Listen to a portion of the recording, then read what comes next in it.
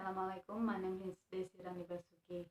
I'm from class C, from interpreting class. Dr. Martin Luther King Jr., in a 1968 speech where he reflects upon the civil rights movement, states, "In the end, we will remember not the words of our enemies, but the silence of our friends." Peter Martin Luther King Jr. pernah berkata dalam pidatonya tentang gerakan hak sipil 1968, pada akhirnya kita tidak akan mengingat perkataan musuh kita, tetapi kebungkaman teman-teman kita. As a teacher, I've internalized this message. Every day, all around us, we see the consequences of silence manifest themselves in the form of discrimination, violence, genocide, and war. Sebagai guru, saya meyakini pesan-pesan tersebut. Setiap hari di sekitar kita melihat konsekuensi dari kebungkaman dalam bentuk diskriminasi, kekerasan, genosida, dan peperangan. In the classroom, I challenge my students to explore the silences in their own lives through poetry. Dalam kelas, saya mengajak murid-murid saya mempelajari kebungkaman hidup mereka melalui puisi. We work together to fill those spaces, to recognize them, to name them, to understand that they don't have to be sources of shame. Kami bekerja sama untuk mengisi keheningan itu, untuk mengenalinya, menemaninya, untuk memahami bahwa keheningan bukanlah sesuatu yang memalukan. In an effort to create a culture within my classroom where students feel safe sharing the intimacies of their own silences, I have 4 core principles posted on the board that sits in the front of my class, which every student signs at the beginning of the year. Untuk menciptakan suasana di mana murid-murid merasa aman menceritakan kebungkaman mereka, saya menempelkan 4 prinsip dasar di papan tulis yang ditandatangani oleh setiap murid pada awal tahun ajaran.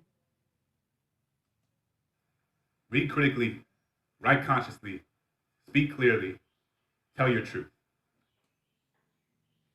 Bacalah dengan kritis, menulislah dengan kesadaran, berbicaralah dengan jelas, dan kemukakan pendapatmu.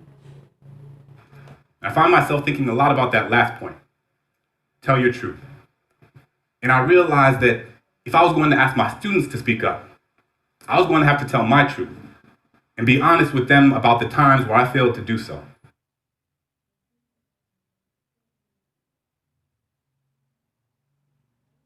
Dan saya sedang berpikir tentang poin yang terakhir, kemungkinan kemukakan pendapatmu.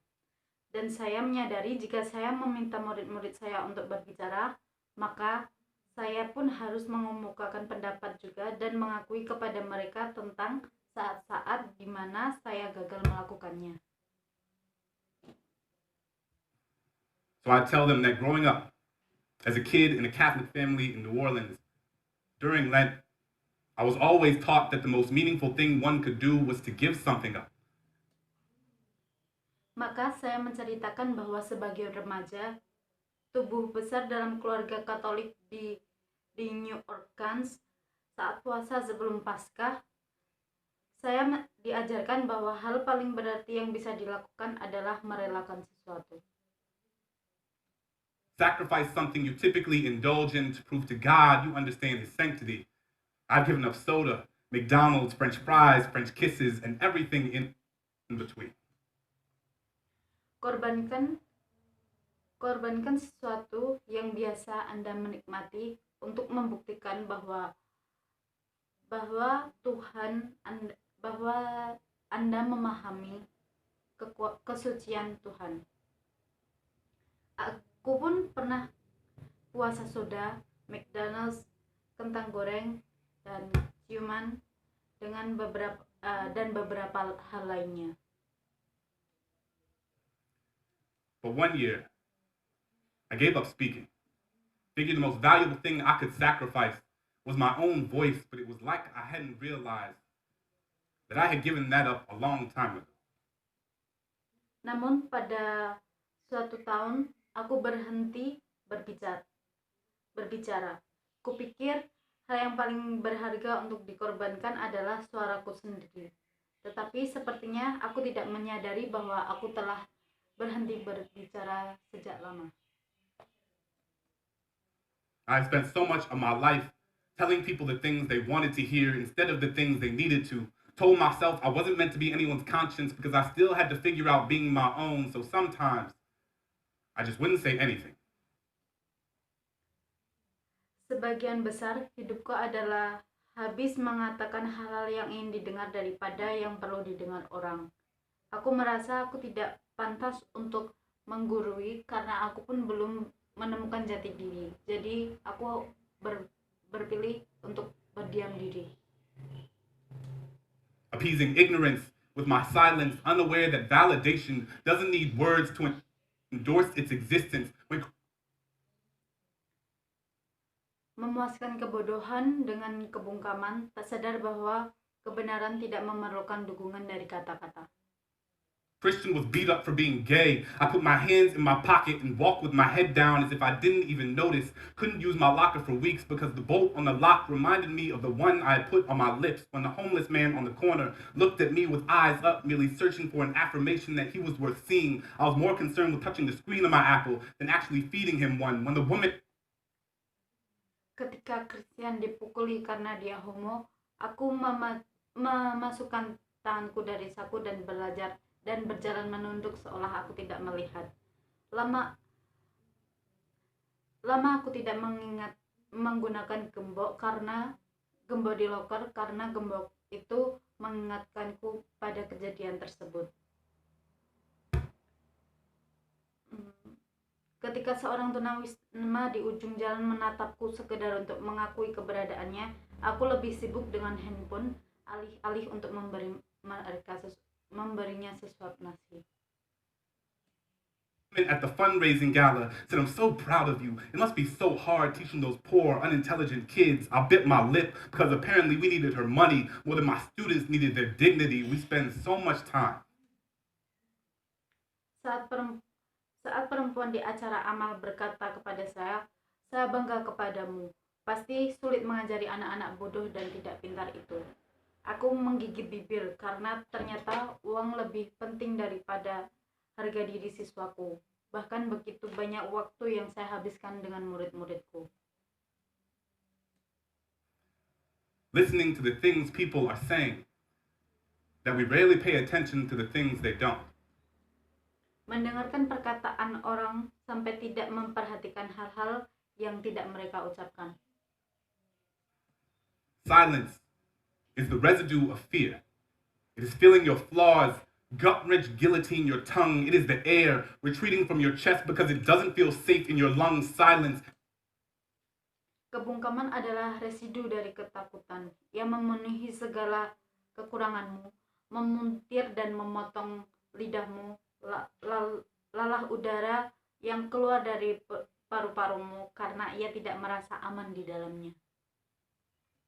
It's Rwandan genocide. Silence is Katrina. It is what you hear when there aren't enough body bags left. It is the sound after the noose is already tied. It is charring. It is chains. It is privilege. It is pain. There is no time to pick your battles when your battles have already picked you.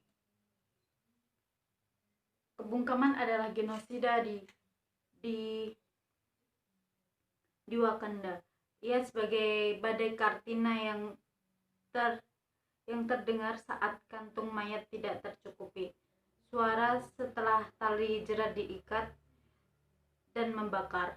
Merantai sebuah kehormatan. Ia meyakinkan tidak ada waktu untuk memilah perang saat perang sudah memilihmu. I will not let silence wrap itself around my indecision. I will tell Christian that he is a lion, a sanctuary of bravery and brilliance. I will ask that homeless man what his name is and how his day was, because sometimes all people want to be is human. I will tell that woman that my students can talk about transcendentalism like their last name was Thoreau, and just because you watch one episode of The Wire doesn't mean you know anything about my kid. Tak akan kubiarkan kebungkaman menyelimuti ketidakpastian. aku akan bilang kepada Christian bahwa dia adalah singa pemberani. Aku akan menanyakan kabar pria tunawisma itu yang kadang kita yang kita hanya ingin menjadi manusia. Akan kukatakan pada perempuan itu bahwa muridku menguasai transgenderitalisme seperti Toru karena Anda menonton satu episode The Wire, tak berarti Anda tahu semua tentang muridku. So this year, instead of giving something up, I will live every day as if there were a microphone tucked under my tongue, a stage on the underside of my inhibition. Because who has to have a soapbox when all you've ever needed is your voice? Thank you. Jadi tahun ini aku takkan mengorbankan sesuatu. Aku akan jalani setiap hari di sekolah dengan berbicara, dengan mengungkapkan pikiran. Karena siapa yang butuh podium jika sebenarnya yang dibutuhkan adalah suara kalian. Terima kasih.